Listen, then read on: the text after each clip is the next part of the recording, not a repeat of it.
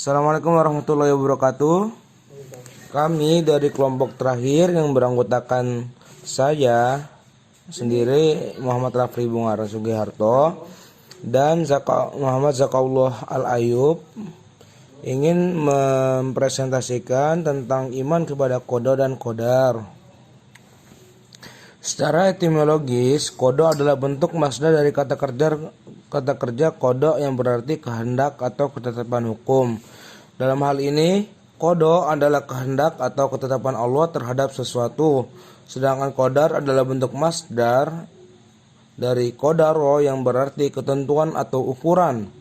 Qadar berarti ukuran atau ketentuan Allah terhadap segala sesuatu. Secara terminologis, ada ulama yang berpendapat bahwa kedua istilah tersebut sama, dan ada pula yang membedakannya. Yang membedakan menganggap qadar sebagai ilmu Allah tentang apa yang akan terjadi pada seluruh makhluknya pada masa yang akan datang, dan qada adalah penciptaan segala sesuatu oleh Allah sesuai dengan ilmu dan iradahnya. Sedangkan ulama yang berpendapat bahwa kedua hal tersebut sama saja, yaitu segala ketentuan, undang-undang, peraturan yang ditetapkan secara pasti oleh Allah untuk segala yang ada atau maujud, yang mengikat antara sebab dan akibat segala sesuatu yang terjadi. Pengertian di atas sejalan dengan pengertian di dalam Al-Quran. Quran surat Ar-Ra'd ayat 8. Tingkatan takdir. Yang pertama, al-ilmu. Allah mengetahui segala sesuatu yang telah sedang dan yang akan terjadi. Al-kitabah. Allah yang maha mengetahui telah menuliskan segala sesuatu di lauh mahfuz.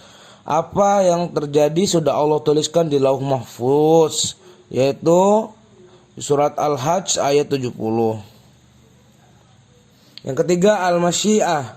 Allah mempunyai kehendak terhadap segala sesuatu yang ada di langit dan di bumi. Apa yang dikehendaki oleh Allah pasti terjadi. Apa yang tidak dikehendaki oleh Allah pasti tidak akan terjadi. Yang keempat, al-khalq. Allah menciptakan segala sesuatu, yaitu iman kepada takdir yang mencakup 4 hal di atas, yaitu manusia dibagi 2, muyassar dan mukhayyar. Dari satu sisi, manusia adalah makhluk musayyar seperti hewan dan tanaman, artinya tidak mempunyai kebebasan atau menerima atau menolak. Dari sisi mempunyai kehendak terhadap segala sesuatu yang ada di langit dan di bumi. Apa yang dikehendaki oleh Allah pasti terjadi. Apa yang tidak dikehendaki oleh Allah pasti tidak akan terjadi. Yang keempat, al-khalq. Allah menciptakan segala sesuatu, yaitu iman kepada takdir yang mencakup 4 hal di atas, yaitu manusia dibagi 2, muyassar dan mukhayyar.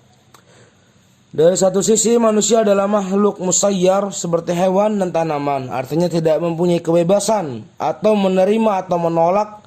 Dari sisi lain, manusia adalah makhluk mukhayyar, yang berarti memiliki kebebasan untuk menerima atau menolak.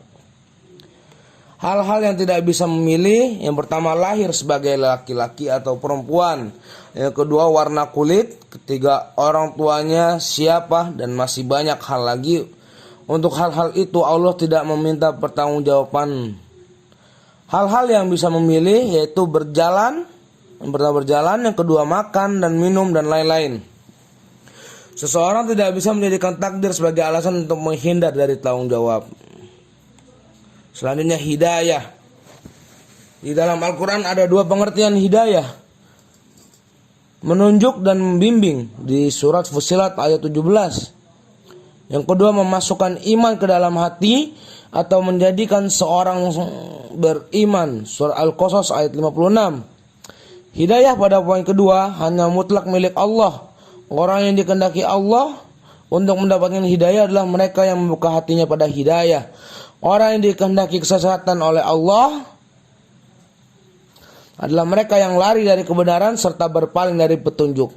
Kalau mereka mengingkari Allah dan menolak agamanya, maka bagaimana ia akan memberi hidayah kepada mereka?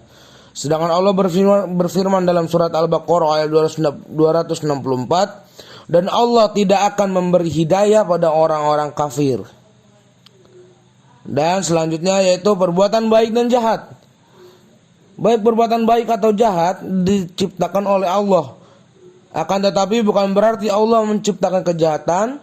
Semua yang diciptakan oleh Allah adalah kebaikan.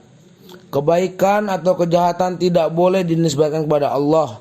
Baik itu baik atau buruk dinisbahkan kepada manusia. Dan yang terakhir adalah hikmah iman kepada qada dan qadar, mendorong untuk beramal soleh. Yang pertama dan kedua menanamkan sikap tawakal. Yang ketiga mendatangkan ketenangan jiwa. Dan yang keempat semakin mendekatkan diri kepada Allah.